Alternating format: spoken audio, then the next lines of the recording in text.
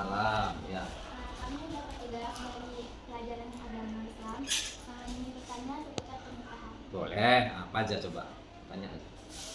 Pertanyaan pertama, apakah yang harus disiapkan sebelum menikah? Waduh, persiapkan sebelum menikah itu kalau orang Islam ya, pertama ya siap lahir dan batin, siap ilmu, karena rumah tangga itu harus ada ilmunya dalam agama, nggak sembarangan. Ya siap materinya juga, kita mau melamar anak orang, ya kita siapkanlah apa itu yang bisa kita, yang mampu kita, sandang, pangan, papan, kan itu mana yang bisa kita persiapkan dengan bersungguh-sungguh sesuai kemampuan kita. Ya itu jelas dalam apa, dalam pernikahan itu yang mesti dipersiapkan. Materi juga, spiritual, agama itu harus dipersiapkan benar-benar, nggak main-main. Nah, itu aja jawabannya. Apa lagi? Pertanyaan kedua, setelah menikah bagaimana suka dukanya? Wow, banyak sukanya, banyak dukanya. Apalagi kalau kita menikah, ya kan? Kalau orang berada nggak masalah materi, ya kan?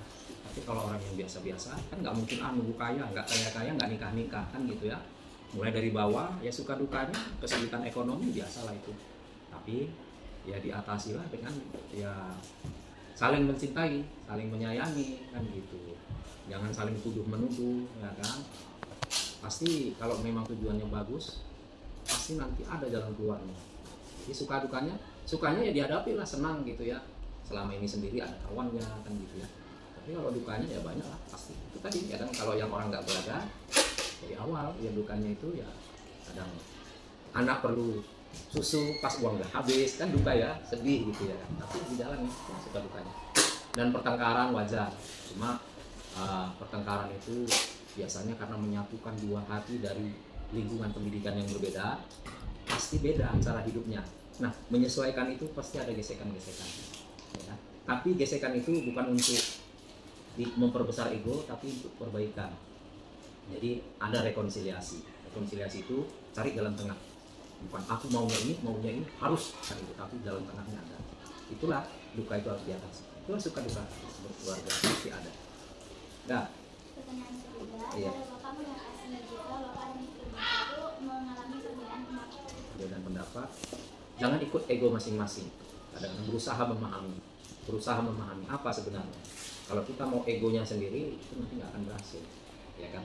Nah, jadi usahakan ya, saling mengalah, rekonsiliasi namanya, saling mengalah. Akhirnya nanti dapat jalan keluar. Kalau kita maunya kita sendiri, kita paksakan, nggak mau ya akhirnya nanti bisa timbul pertengkaran yang makin nggak baik rumah tangga itu. Jadi konsep dasarnya ya, berumah tangga itu ya, dari agama misalnya. Kita tujuan hidup itu seperti apa kan gitu. Contoh kalau kita belum berumah tangga itu hukumnya biasa mubahaja, mencintai seseorang. Tapi dalam beragama kalau sudah jadi istri, udah jadi suami, wajib hukumnya mencintai. Jadi kalau belum ada cinta mungkin dijodohkan, belajar mencintai. Nah, gitu. Mencintai itu adalah bukan mencari kelebihan, tapi menerima kekurangan. Nah, itulah mencintai. Nah, itu konsepnya. Kalau udah itu mudah-mudahan lainnya bisa teratasi. Nah, ada lagi? Ada Pak, kalau cara menghadapi tingkah laku anak itu Menghadapi tingkah laku. Masing-masing orang, anak ini lahirnya berbeda-beda, bakatnya beda-beda, karakternya beda-beda. Ya kita coba sesuaikan.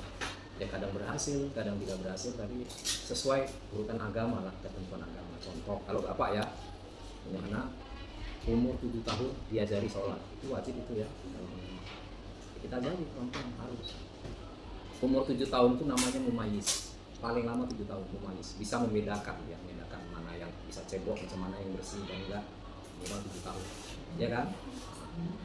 Itu kita ajari sholat. Umur 10 tahun nggak sholat kita pukul. Pukulnya jangan diamuk lah gitu. Tapi waktu mumayyiz tadi kita ajari itu setiap waktu, itu kewajiban orang tua. Setiap waktu banguni, rujuk apa, tapi umur 10 kita pukul sampai balik. Jadi salah satunya itu untuk mengajari sholat misalnya, mengajari yang lain itu juga. Pertama-tama kita bujuk, tapi nanti umurnya terus.